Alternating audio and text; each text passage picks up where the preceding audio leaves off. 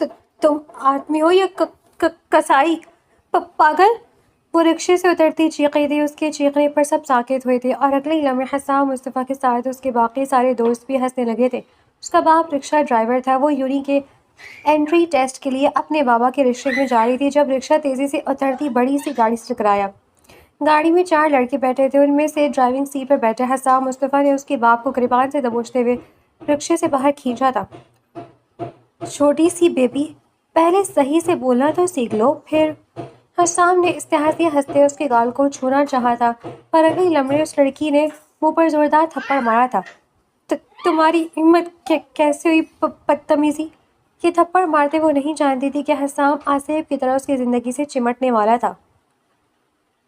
सुनैरा के थप्पड़ की गूंज अभी फिजा में ही थी कि हसाम मुस्तफ़ा के चेहरे का रंग गुस्से से सुर्ख हो गया। इर्द गिर्द जमा होने वाली भीड़ हैरानी से ये मंजर देख रही थी। हसाम के दोस्तों के चेहरों से हंसी गायब हो चुकी थी। अब वहाँ हैरानी और खौफ का इम्तिजाज था। तुम्हारी इतनी जुर्रत? हसाम ने दांत पीसते हुए कहा और आगे बढ़ने लगा, लेकिन उसका दोस्त उमर फौरन उसके सामने आ खड़ा हुआ। हसाम, रुक जा यार, पागल हो गया क्या?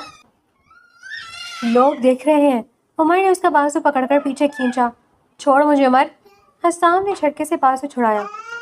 दूसरी तरफ जुनैरा का बाप खलील मंजूर अहमद अभी तक जमीन पर बैठा अपनी कोहनी सहला रहा था, जहां गिरने से चोट लगी थी।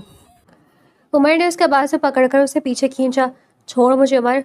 हसाम ने झटके से बाजू छुड़ाया। दूसरी तरफ जुनैरा का बाप खलील मंजूर अहमद अभी तक जमीन पर बैठा अपनी कोहनी सहला रहा था, जहां गिरने से चोट लगी थी। जुनैरा फौरन उसकी तरफ लपकी। बाप ठीक है? उसने झुककर बाप का हाथ थामा। उसकी आवाज़ में खौफ और फिक्र दोनों नुमाया थे। मैं ठीक हूँ बेटा, तुम फिक्र ना करो, खलील साहब ने कहा, लेकिन उनकी नज़रें हसाम और उसके दोस्तों पर जमी थी, जैसे वो किसी नए खतरे के लिए तैयार हो रहे हों। उमर ने हसाम को एक तरफ खींचते हुए धीमी आवाज़ में समझाना शुरू किया। यार सोच, तेरी गाड़ी ने उनका रिक्शा हिट किया है। गलती हमारी तरफ भी है। अगर ये मामला पुलिस तक गया तो बात बिगड़ जाएगी। बीजान को पता चला तो?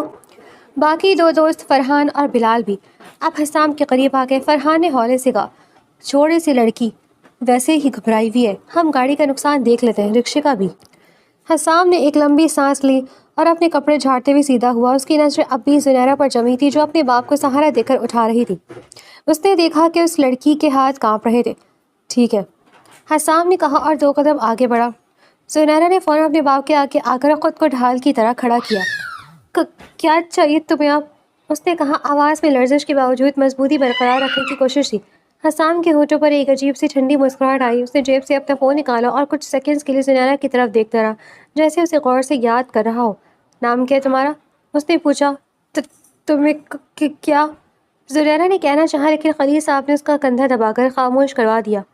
जुनैरा खलील। खलील साहब ने खुद ही बता दिया। उनकी आवाज़ में थकन और मसलहत की कोशिश थी। बेटा माफ़ कर दे, मेरी बेटी का एंट्री टेस्ट है आज, हम बस देर हो रही थी इसलिए। Entry test? हसाम ने आंखें सुकेड़ कर पूछा, फिर एक कहकहा लगाया जो जुनैरा के कानों में सीसा बनकर उतरा। किस यूनिवर्सिटी का? खलील साहब ने यूनिवर्सिटी का नाम बताया और हसाम के चेहरे पर एक शैतानी मुस्कुराहट फैल गई। इसी यूनिवर्सिटी में वो खुद पढ़ता था, अगले साल का सीनियर। अच्छा, हसाम ने सर हिलाया। तो जुनैरा खलील, याद रखना, ये थप्पड़ मैं भूलने वाला नहीं। जहाँ भी मिलोगी हिसाब चुकता होगा। उसने आखिरी लफ्ज़ अदा करते हुए जुनैरा की आंखों में सीधा देखा था। जुनैरा का दिल धक से रह गया, लेकिन उसने अपनी बेखौफी बरकरार रखी। देख लेंगे, मैं किसी से नहीं डरती, उसने कहा। हालांकि अंदर ही अंदर उसका दिल ज़ोर ज़ोर से धड़क रहा था।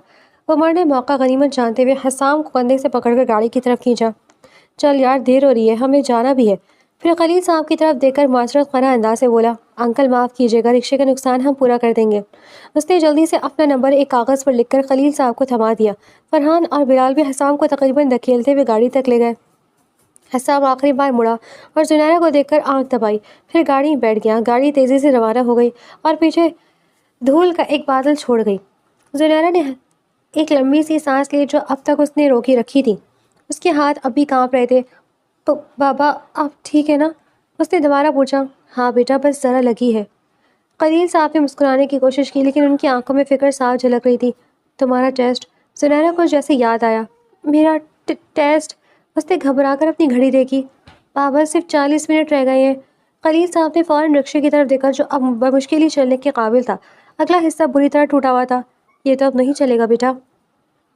راہ گیروں میں سے ایک گاڑی ڈرائیور نے یہ سب دیکھا تو وہ آگے بڑھا۔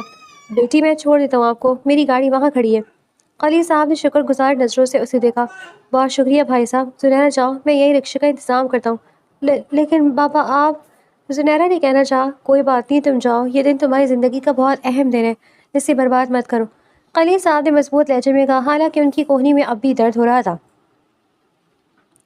زنیرہ کی آنکھوں میں نمی آ گئی، اس نے باپ کو گلے لگایا اور پھر اس اجنبی شخص کے ساتھ گاڑی کی طرف بھاگی۔ راستے بھر وہ کھڑکی سے باہر دیکھتی رہی، لیکن اس کے ذہن میں بار بار حسام کا وہ اس حیثیت چہرہ اور اس کی دھمکی گونجتی رہی، جہاں بھی ملو گی حساب دیکھتا چھپتا ہوگا، دیکھ لوں گی اسے، اس نے دل ہی دل میں سوچا، مٹھیاں بھیجتے ہوئے۔ کوئی امیر باپ کا بگڑا ہوا بیٹا ہونے سے یہ نہیں سمجھ سکتا کہ غریب کی عزت بھی کچھ ہوتی ہے۔ دوسری طرف گاڑی میں بیٹھے حسام کے چہرے پر ابھی تک وہی ٹھنڈی مسکراہٹ تھی۔ عمر نے گاڑی چلاتے ہوئے اس کی طرف دیکھا۔ یار تجھے کیا ہو گیا تھا؟ ایک رکشے والی کی بیٹی کی تھپڑ مارنے پر اتنا ریئیکٹ کرنے کی کیا ضرورت تھی؟ عمر نے پوچھا۔ حسام نے کھڑکی سے باہر دیکھتے ہوئے کہا، کسی نے آج تک مجھ پر ہاتھ نہیں اٹھایا عمر، کبھی نہیں، اور آج ایک ایسی لڑکی نے مجھے مارا جو ٹھیک سے بول بھی نہیں پاتی۔ بلال پیچھے سے ہنس پڑا۔ چل بھول جا یار، آئندہ کبھی ملنا بھی نہیں اس سے۔ حسام نے کچھ نہیں کہا، بس ہونٹوں پر ایک عجیب سی مسکراہٹ سجائی۔ باہر دیکھتا رہا، وہ نام زنیرہ خلیل اور وہ یونیورسٹی جس کا ذکر ہوا تھا۔ اسی یونیورسٹی میں تو وہ خود پڑھتا تھا۔ اگر یہ لڑکی واقعی وہاں داخلہ لے لیتی ہے تو دیکھتے ہیں کتنے دن تمہاری یہ ہمت قائم رہتی ہے مس زنیرہ خلیل، اس نے دل ہی دل میں سوچا، اور اس کی مسکراہٹ مزید گہری ہو گئی۔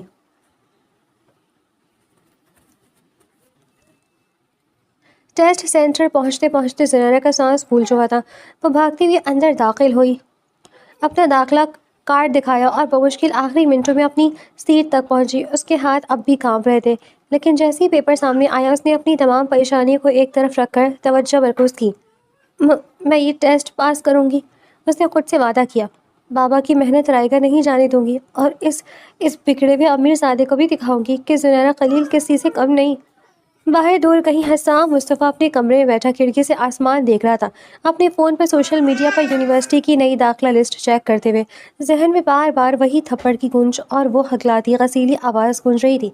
نہ اسے پتا تھا اور نہ زنیرہ کو کہ قسمت نے ان دونوں کے لیے ایک ایسا راستہ بنا رکھا تھا جو ابھی صرف شروع ہوا تھا۔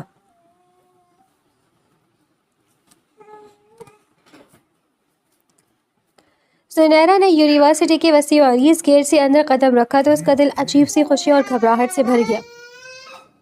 آج اورینٹیشن ڈے تھا اور وہ آخر کار اس یونیورسٹی کی طالبہ بن چکی تھی جس کے خواب اس نے برسوں دیکھے تھے۔ اس نے اپنے ہاتھ میں پکڑا بیگ مضبوطی سے تھاما اور کیمپس کی رونق دیکھتے ہوئے آگے بڑھی۔ السلام علیکم، تم بھی نئی اسٹوڈنٹ ہو؟ ایک لڑکی نے اس کے پاس آ کر پوچھا جس کے چہرے پر گرم جوشی بھری مسکراہٹ تھی۔ وعلیکم السلام، جی ہاں زنیرہ، اس نے اپنا تعارف کروایا۔ میں مریم ہوں، آؤ ساتھ چلتے، اکیلے جانے سے بہتر ہے، مریم نے دوستانہ انداز میں کہا، اور دونوں لڑکیاں باتیں کرتے ہوئے آڈیٹوریم کی طرف بڑھی جہاں اورینٹیشن سیشن ہو رہا تھا۔ زنیرہ کو مریم اچھی لگی تھی، اس کی سادگی اور بے تکلفی نے فوراً ہی ایک دوستی کی بنیاد رکھ دی۔ وہ دونوں باتیں کرتے ہوئے آڈیٹوریم کے قریب پہنچی تو زنیرہ کے قدم اچانک رک گئے۔ سامنے اسٹیج کے قریب سینئرز کے ایک گروپ کے ساتھ کھڑا حسام مصطفیٰ نظر آیا، وہی چہرہ جسے وہ ایک ماہ سے بھولنے کی کوشش کری تھی۔ اس کے دل کی دھڑکن ایک لمحے کے لیے رک سی گئی۔ کیا وہ، اس نے بڑبڑاتے ہوئے کہا۔ کیا ہوا زنیرہ؟ مریم نے پوچھا۔ کچھ نہیں، زنیرہ نے سر جھٹکا اور خود کو سنبھالنے کی کوشش کی، شاید وہ اسے پہچانے گا بھی نہیں، ایک ماہ پہلے کی ایک عام سی ملاقات بھی تھی آخر وہ۔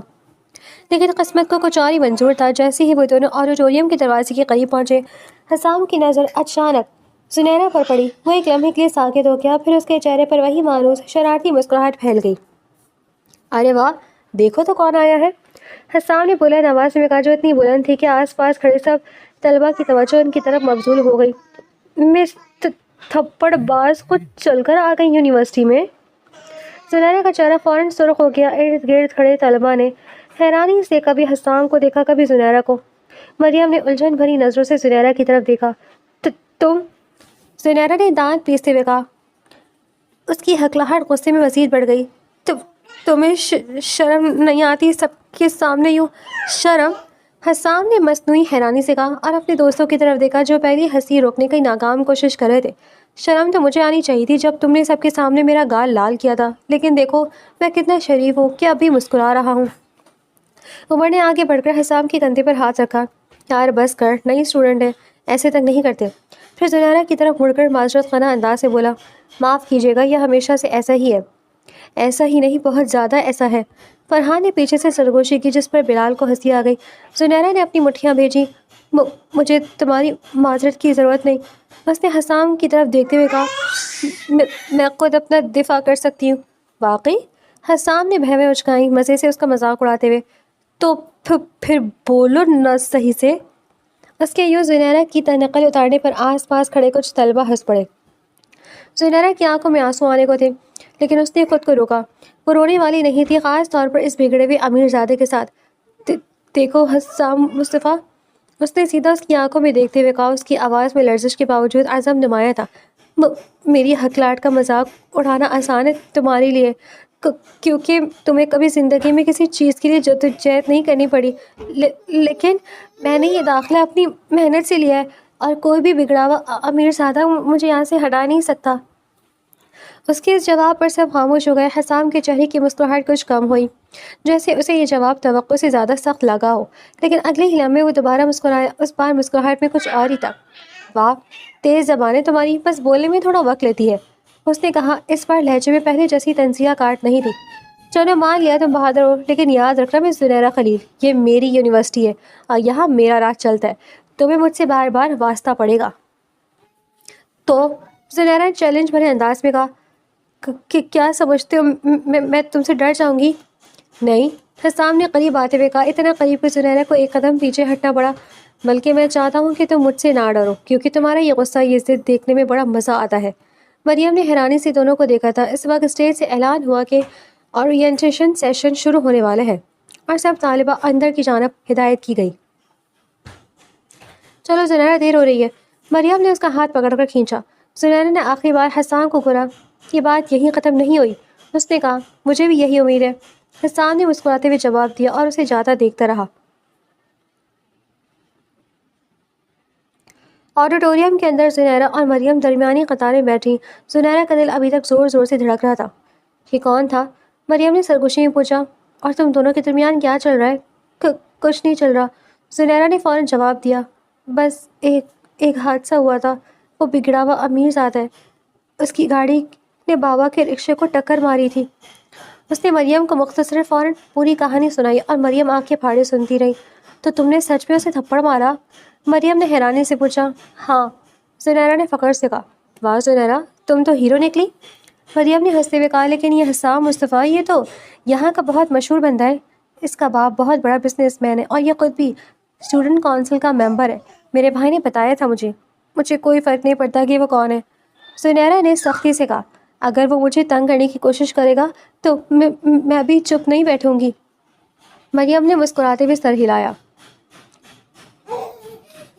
سیشن ختم ہونے کے بعد طلبہ کیمپس ٹور کے لیے مختلف گروپس میں تقسیم ہوئے۔ زنیرہ اور مریم کا گروپ لائبریری کی طرف جا رہا تھا جب اچانک زنیرہ کا پاؤں پھسلا اور وہ گرنے ہی والی تھی کہ کسی نے اسے پکڑ لیا۔ سنبھل کر مس تھپڑ باز، ابھی سے گرنا شروع ہو گئی، وہی مانو شرارتی آواز اس کے کان میں پڑی۔ زنیرہ نے فوراً خود کو سیدھا کیا اور پیچھے ہٹی۔ حسام اس کے سامنے کھڑا مسکرا رہا تھا۔ تم پھر آ گئے؟ اس نے حیرانی سے پوچھا۔ میں کہیں گیا ہی نہیں تھا، حسام نے کندھے اچکاتے ہوئے کہا۔ یہ میری یونیورسٹی ہے، یاد ہے، اور ویسے بھی میں نے تمہیں پیچھے سے دیکھا اور سوچا چلو دیکھوں تو صحیح کہ اورینٹیشن کے پہلے ہی دن مس تھپڑ باز کسی نئی مصیبت میں پھنسی ہے۔ میں کسی مصیبت میں نہیں پھنسی، زنیرہ نے تھیکے لہجے میں کہا۔ میں کسی مصیبت میں نہیں پھنستی، زنیرہ نے تھیکے لہجے میں کہا۔ ابھی بھی نہیں؟ اگر میں تمہیں نہ پکڑتا تو منہ کے بل گرتی، حسام نے شرارت سے کہا۔ اس کی بات پر زنیرہ کچھ کہنے والی تھی کہ اس کے پیچھے سے عمر کی آواز آئی۔ حسام، کونسل کی میٹنگ شروع ہونے والی ہے، جلدی آؤ۔ حسام نے ایک آخری نظر زنیرہ پر ڈالی۔ یہ قصہ ابھی ختم نہیں ہوا مس زنیرہ خلیل، ہم پھر ملیں گے اور جلدی، اس نے مسکراتے ہوئے کہا اور مڑ کر چلا گیا۔ زنیرہ اسے جاتا دیکھتی رہی۔ مریم اس کے پاس آئی۔ زنیرہ، میں تمہیں کچھ کہوں، اس نے آہستہ سے کہا۔ کیا؟ مجھے لگتا ہے یونیورسٹی کی زندگی بہت دلچسپ ہونے والی ہے۔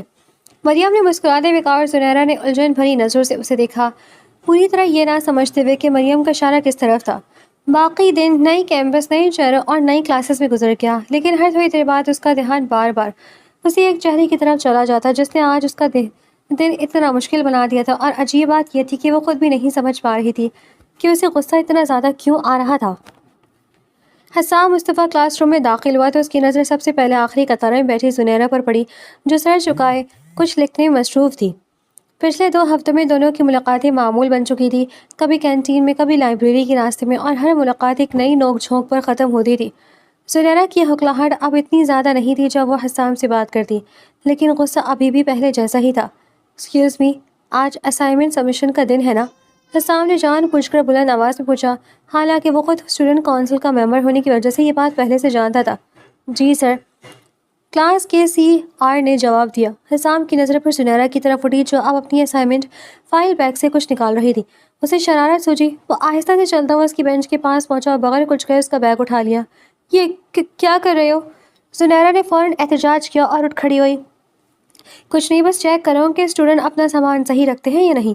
کونسل کی طرف سے رینڈم چیکنگ ہے آج۔ حسام نے سنجیدہ چہرہ بنا کر کہا، حالانکہ اس کی آنکھوں میں شرارت صاف جھلک رہی تھی۔ ایسی کوئی چیکنگ نہیں ہو رہی۔ میرا بیگ واپس کرو حسام مصطفیٰ۔ زنیرہ نے ہاتھ آگے بڑھایا۔ صبر کرو، ابھی دیتا ہوں۔ حسام نے بیگ کھول کر اس میں جھانکنا شروع کیا۔ باقی طلبہ یہ منظر دیکھ کر ہنسنے لگے۔ انہیں اب حسام اور زنیرہ کی نوک جھونک کی عادت ہو چکی تھی۔ حسام، یہ میری پرسنل چیزیں، تمہیں حق نہیں کہ…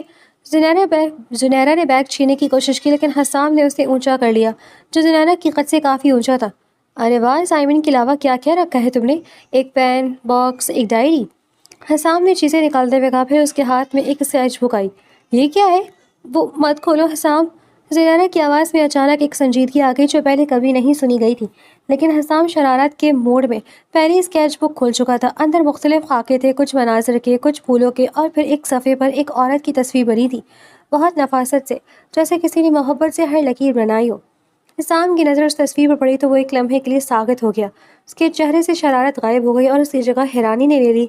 یہ تصویر؟ اس نے کہا، اس کی آواز میں ہلکی سی لرزش تھی۔ زنیرہ نے فوراً اس کے ہاتھ سے اسکیچ بک چھین لی۔ میں نے کہا تھا نا مت کھولو۔ اس نے تیزی سے اسکیچ بک بند کر کے سینے سے لگا لی۔ اس کی آنکھوں میں آنسو آ گئے تھے۔ حسام کچھ دیر خاموش کھڑا رہا۔ اس کے ذہن میں وہی تصویر گھوم رہی تھی۔ یہ چہرہ اس نے پہلے کہیں دیکھا تھا، بالکل یہی خد و خال، یہی مسکراہٹ۔ اسے یاد آیا بی جان کے کمرے میں الماری کے اوپر رکھی ایک پرانی تصویر جسے وہ کبھی کسی کو چھونے نہیں دیتی تھی۔ یہ کس کی تصویر ہے؟ حسام نے سنجیدگی سے پوچھا۔ اب اس کے لہجے میں پہلے جیسی شرارت نہیں تھی۔ زنیرہ نے کچھ نہیں کہا، بس اپنا بیگ اٹھایا اور تیزی سے کلاس روم سے باہر نکل گئی۔ حسام حیرانی سے اسے جاتا دیکھتا رہا۔ اس کے دل میں عجیب سی بے چینی کا احساس ہوا۔ یار کیا ہوا؟ عمر نے قریب آ کر پوچھا، جس نے یہ سارا منظر دیکھا تھا۔ وہ تصویر، حسام نے آہستہ سے کہا۔ عمر، وہ تصویر بالکل ویسی تھی جیسی بی جان کے کمرے میں۔ کیا مطلب؟ عمر نے الجھن سے پوچھا۔ مجھے نہیں پتا، لیکن کچھ تو گڑبڑ ہے۔ حسام نے سر جھٹکا۔ مجھے بی جان سے بات کرنی ہوگی۔ اسی شام حسام سیدھا اپنی بی جان کے کمرے میں گیا۔ بی جان اپنی مخصوص کرسی پر بیٹھی تصویر پڑھ رہی تھی جب حسام اندر داخل ہوا۔ بی جان، اس نے کہا اور ان کے پاس بیٹھ گیا۔ آؤ میرے بچے، آج کیسا رہا دن؟ بی جان نے مسکراتے ہوئے پوچھا۔ حسام کچھ دیر خاموش بیٹھا رہا، پھر آہستہ سے بولا، بی جان، وہ تصویر جو آپ کی الماری کے اوپر رکھی ہے وہ کس کی ہے؟ بی جان کے ہاتھ میں تصویر رک گئی۔ ان کے چہرے کا رنگ اچانک بدل گیا، ایک عجیب سی اداسی چھا گئی۔ کیوں پوچھ رہا ہے بیٹا؟ آج میں نے بالکل ویسی تصویر دیکھی ایک اسٹوڈنٹ کی اسکیچ بک میں۔ حسام نے کہا۔ کون ہے وہ عورت بی جان؟ بی جان کی آنکھوں میں آنسو آ گئے۔ کچھ دیر خاموش رہی، پھر انہوں نے لرزتی آواز میں کہا، وہ میری بیٹی تھی حسام، تمہاری پھپھو عائشہ۔ حسام حیرانی سے ان کی طرف دیکھنے لگا۔ پھپھو؟ لیکن آپ نے تو کبھی… ہاں، بی جان نے آہ بھری۔ میں نے کبھی اس کا ذکر نہیں کیا کیونکہ یہ بات دردناک کہانی ہے۔ عائشہ نے 20 سال پہلے گھر سے بھاگ کر شادی کی تھی ایک ایسے لڑکے سے جسے ہم نے کبھی قبول نہیں کیا۔ اس کے بعد اس نے کبھی گھر واپس نہیں کی اور ہم نے بھی اسے کبھی ڈھونڈنے کی کوشش نہیں کی۔ غصے میں، غرور میں ہم نے اپنی بیٹی کھو دی۔ حسام کا دل زور سے دھڑکا۔ بی جان، وہ اسٹوڈنٹ جس کی اسکیچ بک میں یہ تصویر تھی، اس کا نام زنیرہ خلیل ہے۔ اس کے والد رکشہ چلاتے ہیں۔ بی جان کی آنکھیں اچانک روشن ہو گئی، امید اور خوف کے ملے جلے تاثرات کے ساتھ۔ خلیل؟ عائشہ نے جس لڑکی سے شادی کی تھی اس کا نام بھی خلیل تھا، خلیل منظور احمد۔ حسام کو جیسے کرنے لگا، اسے یاد آیا 1 ماہ پہلے رکشے کے حادثے میں اسی نام کا ذکر ہوا تھا۔ بی جان، اس نے شاکڈ آواز میں کہا، مجھے لگتا ہے زنیرہ آپ کی نواسی ہے۔ بی جان کی آنکھوں سے آنسو بہنے نکلے، لیکن یہ خوشی کے آنسو تھے۔ میری عائشہ کی بیٹی، میں نے سوچا تھا کبھی اس خاندان کا کوئی فرد نہیں دیکھ پاؤں گی، لیکن بی جان، پھپھو عائشہ کہاں ہے اب؟ حسام نے پوچھا۔ بی جان کا چہرہ دوبارہ اداس ہو گیا۔ مجھے نہیں پتا بیٹا، ہمارا کبھی رابطہ نہیں ہوا۔ اگلے دن حسام یونیورسٹی پہنچا تو اس کا دل بوجھل تھا، اسے سمجھ نہیں آ رہا تھا کہ زنیرہ کو یہ بات کیسے بتائے۔ بی جان نے رات بھر اسے سمجھایا تھا کہ وہ خود زنیرہ سے ملنا چاہتی ہے، لیکن پہلے حسام کو زنیرہ کو حقیقت سے آگاہ کرنا تھا۔ وہ لائبریری کے باہر زنیرہ کو ڈھونڈتا پھر رہا تھا، آخر کار اسے باغیچے میں اکیلے بیٹھا پایا۔ وہ اپنی اسکیچ بک لیے کچھ بنا رہی تھی۔ زنیرہ، حسام نے آہستہ سے پکارا۔ زنیرہ نے سر اٹھایا، اسے دیکھ کر اس کے چہرے پر ناراضگی کے آثار نمودار ہوئے۔ کیا چاہیے اب تمہیں؟ کل کی حرکت کافی نہیں تھی کیا؟ مجھے معافی مانگنی ہے، حسام نے کہا، جو زنیرہ کے لیے حیران کن تھا، کیونکہ حسام نے کبھی اتنے سنجیدہ لہجے میں بات نہیں کی تھی۔ کیا؟ زنیرہ نے حیرانی سے پوچھا۔ بیٹھ جاؤ، مجھے تم سے کچھ اہم بات کرنی ہے، حسام نے اس کے پاس بینچ پر بیٹھتے ہوئے کہا۔ زنیرہ نے الجھن بھری نظروں سے اسے دیکھا، لیکن اس کے لہجے کی سنجیدگی دیکھ کر بیٹھ گئی۔ کیا بات ہے؟ حسام نے ایک لمبی سانس لی۔ زنیرہ، کل تمہاری اسکیچ بک میں جو تصویر تھی وہ تمہاری امی عائشہ کی تھی نا؟ زنیرہ کا چہرہ فق ہو گیا۔ تمہیں کیسے پتا؟ کیونکہ میں نے بالکل ویسی تصویر اپنی دادی کی کمرے میں دیکھی ہے، حسام نے کہا۔ اس کی آنکھوں میں زنیرہ کی رد عمل کو دیکھنے کی بےتابی تھی۔ زنیرہ کی نظریں پھیل گئیں۔ کیا مطلب؟ زنیرہ، میری پھپھو کا نام عائشہ تھا، جو 20 سال پہلے گھر سے بھاگ کر خلیل منظور احمد سے شادی کر کے چلی گئی تھی، حسام نے آہستہ آہستہ کہا، ہر لفظ پر زور دیتے ہوئے۔ کیا یہ نام تمہارے والد کا نام ہے؟ زنیرہ کے ہاتھ سے اسکیچ بک گر گئی، اس کی آنکھوں میں آنسو امڑ آئے۔ میری امی کا نام عائشہ تھا، اس نے کانپتی آواز میں کہا، لیکن وہ 4 سال پہلے وفات پا گئی۔ حسام کو ایک جھٹکا لگا، اسے یہ خبر بھی جان تک پہنچانی تھی، لیکن ابھی اسے زنیرہ کو سنبھالنا تھا جو اب رو رہی تھی۔ زنیرہ، حسام نے آہستہ سے کہا، میری دادی جان تمہاری نانی ہے۔ یہ سنتے ہی زنیرہ کے آنسو مزید تیز ہو گئے، لیکن اب ان میں حیرانی اور ایک عجیب سی راحت بھی شامل تھی۔ میری نانی؟ لیکن امی نے کبھی اپنے خاندان کا ذکر نہیں کیا، بس اتنا کہا کرتی تھی کہ وہ گھر سے بہت دور آ گئی ہیں۔ وہ تمہیں ملنا چاہتی ہے زنیرہ؟ میری دادی جان، حسام نے کہا، کل رات جب میں نے انہیں بتایا کہ شاید تم ان کی نوازتی ہو تو وہ بہت روئیں۔ زنیرہ کچھ دیر خاموش بیٹھی رہی، آنسو اپنے صاف کرتے ہوئے۔ اس کے ذہن میں اپنی ماں کی باتیں گونج رہی تھی، وہ اداس لمحے جب اس کی امی کہیں دور خلاؤں میں دیکھتی رہتی، وہ آنسو جو وہ چھپانے کی کوشش کرتی۔ میں نہیں جانتی مجھے کیا کرنا چاہیے، زنیرہ نے آہستہ سے کہا۔ تمہیں کچھ نہیں کرنا، بس ایک بار ان سے مل لو، حسام نے نرمی سے کہا۔ اس کے لہجے میں پہلی بار کوئی شرارت نہیں تھی، بلکہ ایک حقیقی فکر مندی تھی۔ وہ 20 سال سے اپنی بیٹی کو یاد کرتی ہیں زنیرہ، کم از کم اپنی نواسی سے تو ملنے دو انہیں۔ زنیرہ نے حسام کی طرف دیکھا، ایک نئی نظر سے، جیسے وہ اسے پہلی بار دیکھ رہی ہو۔ یہ وہی حسام تھا جو کل تک اسے تنگ کرتا تھا، لیکن آج اس کی آنکھوں میں کچھ اور ہی تھا، احساس، ذمہ داری، فکر مندی۔ ٹھیک ہے، اس نے آہستہ سے کہا، میں مل لوں گی۔ حسام کے چہرے پر ایک راحت بھری مسکراہٹ آئی۔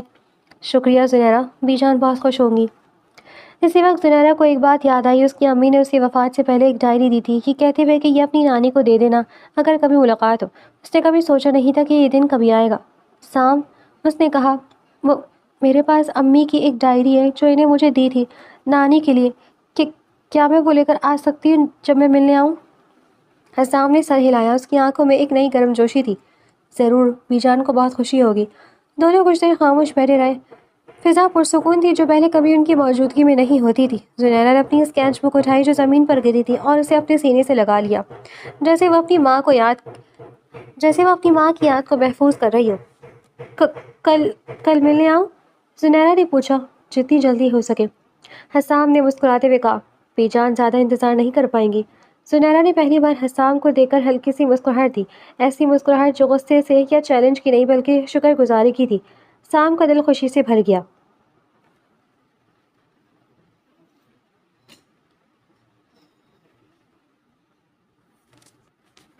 اگلی صبح زنیرہ نے اپنی الماری کھول کر وہ ڈائری نکالی جو اس کی امی نے وفات سے چند دن پہلے اسے دی تھی۔ ڈائری کی جلد پرانی ہو چکی تھی، کناروں سے تھوڑی سی مڑی ہوئی، اور اس پر ہلکی سی خوشبو ابھی تک محسوس ہوتی تھی جو زنیرہ کو اپنی امی کی یاد دلاتی تھی۔ اس نے ڈائری کو احتیاط سے اپنے دوپٹے میں لپیٹا اور اسے سینے سے لگا لیا۔ بابا، اس نے کچن میں آ کر کہا جہاں خلیل صاحب چائے بنا رہے تھے، آج مجھے ایک جگہ جانا ہے، بہت ضروری کام ہے۔ خلیل صاحب نے مڑ کر دیکھا۔ کہاں بیٹا، سب ٹھیک تو ہے؟ زنیرہ کچھ دیر خاموش رہی، پھر اس نے فیصلہ کیا کہ باپ کو سب کچھ بتانا ہی ٹھیک رہے گا۔ بابا، مجھے مجھے اپنی نانی کا پتہ چل گیا ہے۔ خلیل صاحب کے ہاتھ سے چائے کا چمچ گر گیا۔ کیا کہا تم نے؟ ان کی آواز میں حیرانی اور خوف دونوں تھے۔ زنیرہ نے پوری کہانی سنائی، حسام، اسکیچ بک، بی جان، سب کچھ۔ خلیل صاحب یہ سب سنتے ہوئے کرسی پر بیٹھ گئے۔ ان کے چہرے پر ایک ساتھ کئی جذبات آ رہے تھے۔ 20 سال ہو گئے بیٹا، انہوں نے آہستہ سے کہا، ان کی آنکھوں میں نمی تھی۔ 20 سال سے میں تمہاری امی کے آنسو دیکھتا رہا جب وہ چپکے سے رات کو اپنی ماں کو یاد کرتی۔ میں نے ہمیشہ سوچا کہ یہ میری غلطی تھی، میں نے ان کے خاندان سے دور لے آیا۔ نہیں بابا، زنیرہ نے اپنے باپ کا ہاتھ تھاما۔ امی نے ڈائری میں لکھا ہے کہ گھر سے بھاگنا غلط تھا، لیکن جس انسان کے لیے وہ گئی وہ غلط نہیں تھا۔ باپ سے بہت خوش تھی بابا۔ خلیل صاحب کی آنکھوں سے آنسو بہہ نکلے۔ زنیرہ نے انہیں گلے لگا لیا اور کچھ دیر دونوں باپ بیٹی خاموشی سے ایک دوسرے کو سہارا دیتے رہے۔ چلے بابا، آپ بھی چلے میرے ساتھ، زنیرہ نے کہا۔ خلیل صاحب نے سر ہلایا۔ ہاں، مجھے بھی جانا چاہیے، بہت دیر ہو چکی ہے معافی مانگنے میں، لیکن دیر سویر سے بہتر ہے۔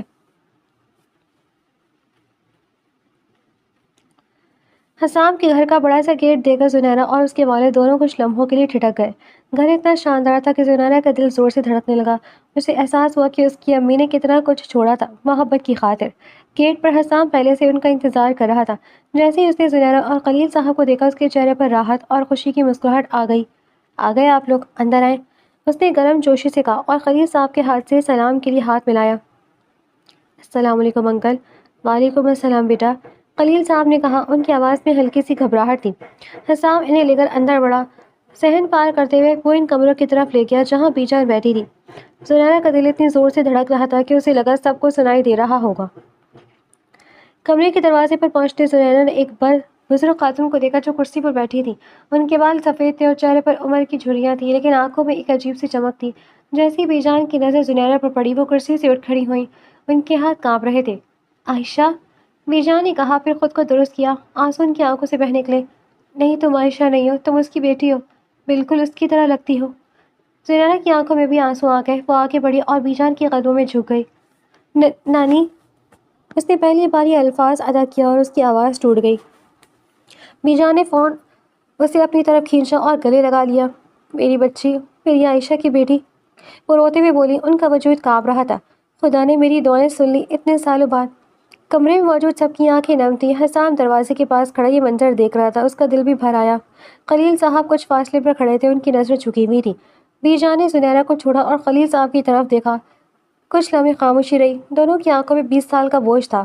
خلیل، بی جان نے آہستہ سے کہا، میں نے تمہارے اور عائشہ کے ساتھ بہت زیادتی کی، غرور میں اپنی ہی بیٹی کو کھو دیا۔ خلیل صاحب کی آنکھوں سے آنسو بہہ نکلے۔ خالہ، الزام مجھ پر بھی ہے، میں عائشہ کو آپ سے دور لے گیا۔ نہیں، بی جان نے سر ہلایا، تم عائشہ کا انتخاب تھے، مجھے اس کے انتخاب کا احترام کرنا چاہیے تھا۔ زنیرہ نے آگے بڑھ کر ڈائری اپنے بیگ سے نکالی اور بی جان کو تھما دی۔ نانی، امی نے آپ کے لیے چھوڑی تھی۔ بی جان نے کانپتے ہاتھوں سے ڈائری تھامی، اسے سینے سے لگایا جیسے وہ خود عائشہ کو گلے لگا رہی ہوں۔ شکریہ بیٹا، بہت شکریہ۔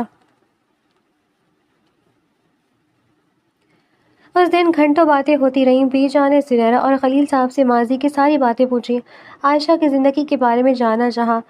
زنیرہ نے اپنی ماں کی ہر بات، ہر عادت کے بارے میں بتایا اور بی جان آنسو بہاتے ہوئے سنتی رہیں۔ شام ڈھلنے لگتی، بی جان نے ایک فیصلہ کر لیا تھا۔ انہوں نے خلیل صاحب کی طرف دیکھا۔ خلیل، میں تم سے ایک بات کہنا چاہتی ہوں۔ جی خالہ، خلیل صاحب نے احترام سے کہا، میں چاہتی ہوں کہ تم زنیرہ ہمارے ساتھ رہو اس گھر میں، بی جان نے کہا۔ خلیل صاحب حیران رہ گئے۔ نہیں خالہ، یہ مناسب نہیں، میں ایک رکشہ ڈرائیور ہوں، آپ کا اتنا بڑا گھر، مجھے تمہارے پیشے سے کوئی فرق نہیں پڑتا خلیل، بی جان نے سختی سے کہا، لیکن ان کی آواز میں محبت بھی تھی۔ میں نے 20 سال اپنی بیٹی کو کھو کر گزارے، اب میں اپنی نواسی کو کھونا نہیں چاہتی، تم دونوں یہاں آ جاؤ پلیز۔ خلیل صاحب کچھ دیر خاموش رہے، پھر زنیرہ کی طرف دیکھا جو امید بھری نظروں سے انہیں دیکھ رہی تھی۔ آخر کار انہوں نے سر ہلایا۔ ٹھیک ہے خالہ، اگر آپ کی یہی خواہش ہے تو۔ بیجان کے چہرے پر خوشی کی لہر دوڑ گئی۔ حسام جو یہ سب سن رہا تھا، اس کے دل میں عجیب سی خوشی محسوس ہوئی، حالانکہ اسے خود بھی سمجھ نہیں آیا کہ یہ خوشی صرف خاندان کے ملاپ کی تھی یا کچھ اور بھی۔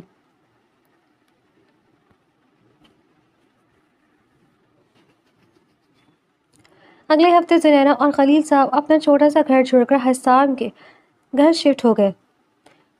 زنیرہ کو نیا کمرہ ملا جو اس کے پرانے کمرے سے کہیں بڑا تھا، لیکن اسے سب سے زیادہ خوشی اس بات کی تھی کہ اب وہ روز اپنی نانی سے مل سکتی تھی۔ لیکن ایک نئی مصیبت بھی ساتھ آئی۔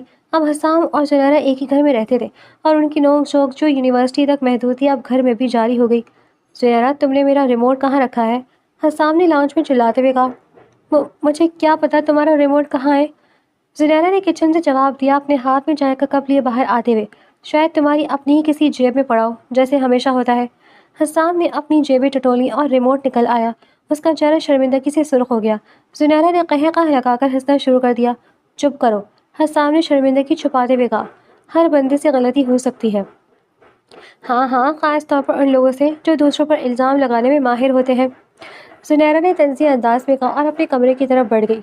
حسام اس کے پیچھے پیچھے آیا۔ ارے سنو تو، میں نے سنا ہے کل تمہاری آرٹ کلاس میں تمہارا پروجیکٹ ریجیکٹ ہو گیا۔ زنیرہ رک گئی، اس کا چہرہ اداس ہو گیا۔ ہاں، پروفیسر کو پسند نہیں آیا۔ حسام کا لہجہ فوراً نرم پڑ گیا۔ دکھاؤ مجھے کیا بنایا تھا۔ زنیرہ نے حیرانی سے اسے دیکھا۔ تمہیں کیوں دلچسپی ہے؟ بس یوں نہیں۔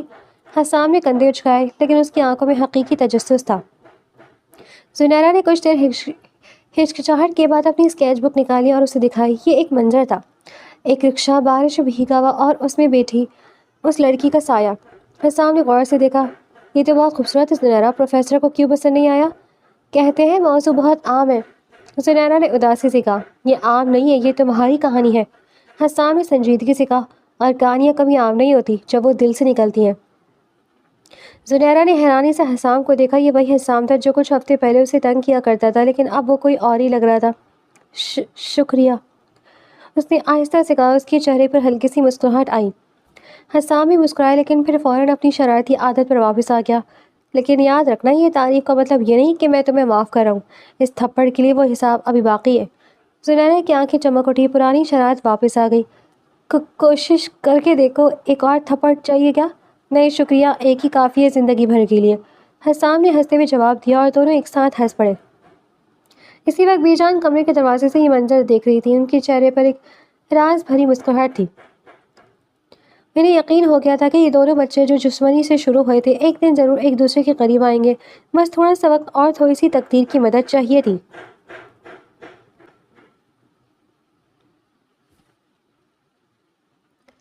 باہر آنگن میں شام کی روشنی میں زنیرہ اور حسام کی ہنسی گونج رہی تھی، اور کہیں نہ کہیں دونوں کے دل ایک نئی احساس سے آشنا ہو رہے تھے جیسے ابھی نام دینا باقی تھا۔ وقت گزرتا گیا اور زنیرہ کے لیے یہ نیا گھر، نئی زندگی آہستہ آہستہ اپنی بن گئی۔ صبح ناشتے کی میز پر بیجان کے ساتھ گپ شپ، دوپہر یونیورسٹی میں مریم کے ساتھ ہنسی مذاق، اور شام کو حسام کے ساتھ کبھی نہ ختم ہونے والی نوک جھونک، یہ سب اب اس کی زندگی کا معمول بن چکا تھا۔ ایک دن اتوار کی سحبہر بیجان اپنے کمرے میں بیٹھی چائے پی رہی تھی جب خلیل صاحب ان سے ملنے آئے۔ وہ اب اس گھر میں مکمل طور پر گھل مل چکے تھے، اگرچہ ابھی بھی وہ کبھی کبھی احترام کی وجہ سے کچھ فاصلہ رکھتے تھے۔ خالہ، آپ نے بلایا تھا؟ خلیل صاحب نے کمرے میں داخل ہوتے ہوئے پوچھا۔ ہاں خلیل، بیٹھو۔ بیجان نے کرسی کی طرف اشارہ کیا۔ ان کے چہرے پر ایک عجیب سی مسکراہٹ تھی۔ وہ خلیل صاحب کچھ الجھن میں ڈال گئی۔ جی خالہ، کیا بات ہے؟ انہوں نے بیٹھتے ہوئے پوچھا۔ بیجان نے چائے کا کپ رکھا اور سیدھا خلیل صاحب کی آنکھوں میں دیکھا۔ خلیل، میں کافی عرصے سے ایک بات سوچ رہی ہوں۔ زنیرہ اور حسام کو دیکھو، دونوں کتنے اچھے لگتے ہیں ساتھ میں۔ خلیل صاحب نے سر ہلایا۔ ابھی تک انہیں اندازہ نہیں تھا کہ بیجان کیا کہنا چاہتی ہیں۔ جی خالہ، دونوں بہت اچھے دوست بن گئے ہیں۔ دوست؟ بیجان نے ہلکی سی مسکراہٹ کے ساتھ کہا۔ خلیل، میں چاہتی ہوں کہ ان دونوں کی شادی ہو جائے۔ شادی؟ خالہ کیا کہہ رہی ہیں؟ ہاں خلیل، بیجان نے پرسکون آواز میں کہا۔ میں نے 20 سال اپنی بیٹی کو کھو کر گزارے، اب میں چاہتی ہوں کہ میرا پوتا اور نواسی ہمیشہ کے لیے ایک ہو جائے تاکہ یہ خاندان کبھی نہ ٹوٹے۔ اور ویسے بھی مجھے ان دونوں کی آنکھوں میں کچھ نظر آتا ہے جو شاید وہ خود بھی نہیں سمجھ پاتے تھے۔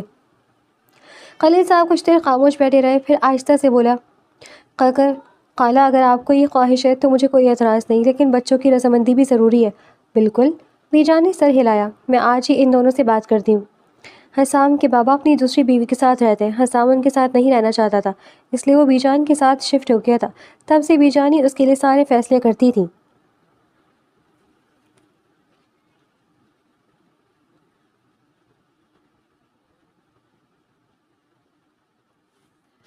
شام کو بی جان نے حسام اور زنیرہ دونوں کو اپنے کمرے میں بلایا. نانی آپ نے بلایا؟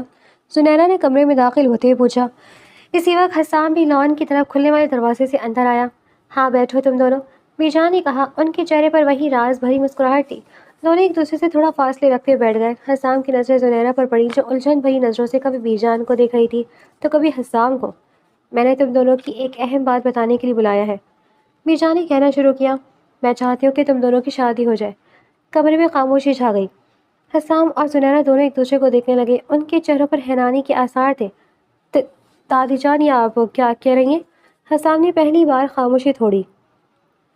اس کی آواز میں گھبراہٹ تھی جو زنیرہ نے پہلے کبھی نہیں سنی تھی. وہی جو تم نے سنا، بی جان نے پرسکون انداز میں کہا. میں چاہتی ہوں کہ تم دونوں شادی کر لو. نانی، زنیرہ نے احتجاج کیا. اس کا چہرہ شرم سے سرخ ہو رہا تھا. یہ کیسے ممکن ہے؟ ہم تو بس دوست ہیں.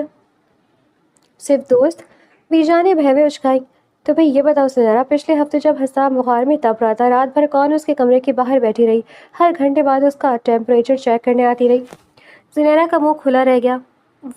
وہ تو بس کسی کو تو دیکھنا تھا نا اسے. اور حسام؟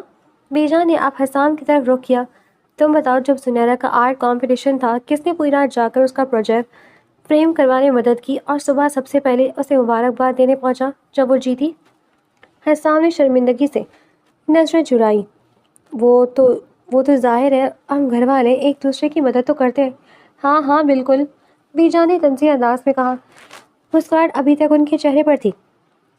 بس دوست، بس گھر والے. ٹھیک ہے، اگر تم دونوں کا اعتراض ہے تو کوئی بات نہیں، میں زبردستی نہیں کروں گی. یہ کہہ کر بی جان اٹھی اور دروازے کی طرف بڑھی.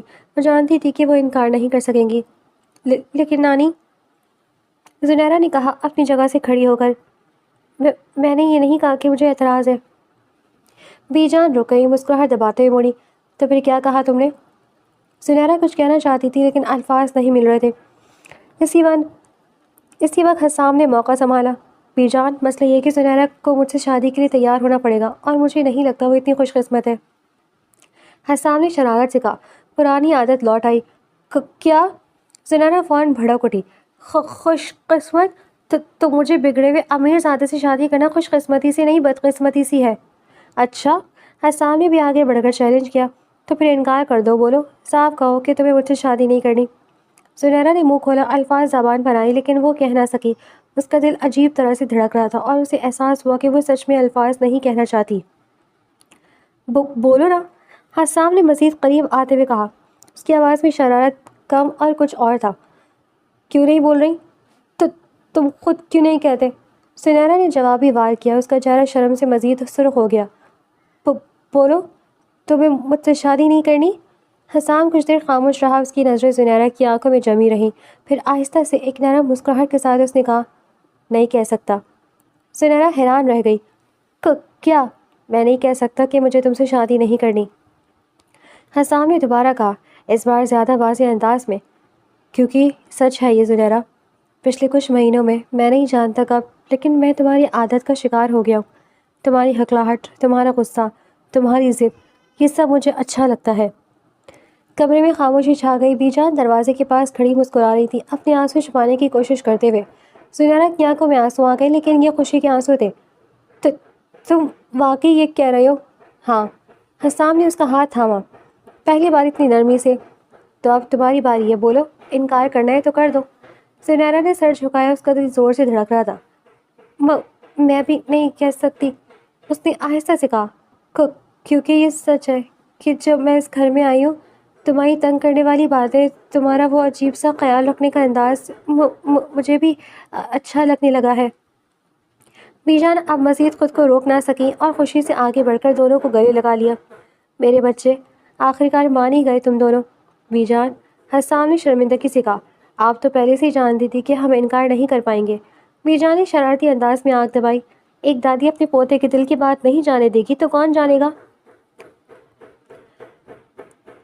اگلے دن پورے گھر میں یہ خوشخبری پھیل گئی۔ خلیل صاحب کی آنکھوں میں خوشی کے آنسو تھے جب انہوں نے یہ خبر سنی۔ میری بیٹی، آج اگر عائشہ زندہ ہوتی تو کتنی خوش ہوتی۔ منگنی کی تیاریاں شروع ہو گئی اور گھر میں ایک نئی رونق آ گئی، لیکن اس سب کے دوران بھی زنیرہ اور حسام کی نوک جھوک ختم نہیں ہوئی۔ تم نے میرے نکاح کی ڈریس کی چوائس میں مداخلت کیوں کی؟ زنیرہ نے ایک دن غصے سے پوچھا جب اسے پتہ چلا کہ حسام نے درزی کو کچھ خاص تبدیلیوں کے لیے کہا تھا۔ کیونکہ تمہاری چوائس بہت بورنگ تھی، حسام نے کندھے اچکائے۔ میں نے صرف رنگ بہتر کروایا ہے، میری مرضی کے بغیر۔ زنیرہ بھڑک اٹھی۔ ارے بھائی، اب تو میں تمہارا منگیتر ہوں، مجھے تھوڑا حق تو ملنا چاہیے نا رائے دینے کا، حسام نے مسکراتے ہوئے کہا۔ حق؟ زنیرہ نے آنکھیں سکیڑی۔ ابھی سے حق جتانا شروع کر دیا، شادی کی باتیں پتہ نہیں کیا کرو گے، دیکھ لینا۔ حسام نے شرارت سے آنکھ دبائی۔ بی جان یہ سب دور سے دیکھ کر مسکرا رہی تھی۔ ان کے دل کو سکون مل گیا تھا کہ آخر کار ان کے دونوں بچے جو کبھی دشمن تھے اب زندگی بھر کے ساتھ ہی بننے والے تھے۔ نکاح کی تاریخ طے ہو گئی اور رفتہ رفتہ شادی کی تیاریاں بھی زور و شور سے شروع ہو گئیں۔ نکاح کے دن زنیرہ سرخ لباس میں سج کر بیٹھی تھی، اس کا دل زور زور سے دھڑک رہا تھا۔ حسام دروازے کے کمرے میں اسی طرح بے چینی تھا۔ جب دونوں کو ایک ساتھ لایا گیا، دونوں کی نظریں ملی اور دونوں کے چہروں پر ایک خاموش مسکراہٹ آ گئی، وہ مسکراہٹ جو الفاظ سے زیادہ کچھ کہہ رہی تھی۔ قاضی صاحب نے نکاح پڑھایا اور جب حسام نے قبول کے الفاظ ادا کیے، اس کی آواز میں اطمینان تھا۔ زنیرہ نے بھی لرزتی آواز میں لیکن دل کی گہرائیوں سے قبول ہے کہا۔ بی جان اور خلیل صاحب ایک دوسرے کو دیکھ کر مسکرائے۔ دونوں کی آنکھوں میں آنسو تھے، ملن کی خوشی کے آنسو، 20 سال کے فاصلے کے خاتمے کے آنسو اور ایک نئے آغاز کی امید کے آنسو۔ جیسے ہی نکاح مکمل ہوا اور مبارکباد کا سلسلہ شروع ہوا، حسام نے آہستہ سے زنیرہ کے کان میں کہا، تو آخر کار مس تھپڑ باز، اب تم میری پوری طرح ہو۔ زنیرہ نے شرارت سے مسکراتے ہوئے جواب دیا، اور یاد رکھنا حسام مصطفیٰ، اس تھپڑ کا حساب لینا چاہو تو دوسرا تھپڑ بھی تیار ہے۔ دونوں کی ہنسی گونج اٹھی اور ارد گرد موجود سب لوگ بھی ان کی خوشی میں شامل ہو گئے۔ ایک ایسی کہانی جو دشمنی کے ایک تھپڑ سے شروع ہوئی تھی، آج محبت کی ایک نئی داستان بن کر مکمل ہو رہی تھی۔ شادی کو ابھی 2 ہفتے ہی ہوئے تھے کہ زنیرہ کو احساس ہونے لگا کہ شادی شدہ زندگی اور کنواری پن کی زندگی میں کتنا فرق ہوتا ہے، خاص طور پر جب شوہر حسام مصطفیٰ جیسا ہو۔ زنیرہ، حسام کی آواز باتھ روم سے آئی، میرا تولیہ کہاں ہے؟ زنیرہ نے آنکھیں گھمائی اور کچن سے جواب دیا، جہاں تم نے چھوڑا ہوگا وہیں تو نہیں مل رہا۔ حسام نے دوبارہ چلایا۔ زنیرہ ہاتھ میں چائے کا چمچ لے کمرے کی طرف بڑھی۔ باتھ روم کے دروازے پر کھڑے ہو کر اس نے اندر جھانکا۔ حسام باتھ روم پہنے کھڑا تھا اور اس کا تولیہ عین اس کے سر کے اوپر ہینگر پر لٹکا تھا۔ یہ کیا ہے پھر؟ زنیرہ نے تولیے کی طرف اشارہ کیا، ہنسی روکنے کی کوشش کرتے ہوئے۔ حسام نے مڑ کر دیکھا اور شرمندہ ہو گیا۔ اوہ، یہ تو یہی تھا، شادی سے پہلے تو تمہارے سارے ملازم تمہاری ہر چیز ڈھونڈے کرتے تھے نا؟ زنیرہ نے طنزیہ انداز میں کہا، اب مجھے بھی وہی نوکری مل گئی لگتا ہے۔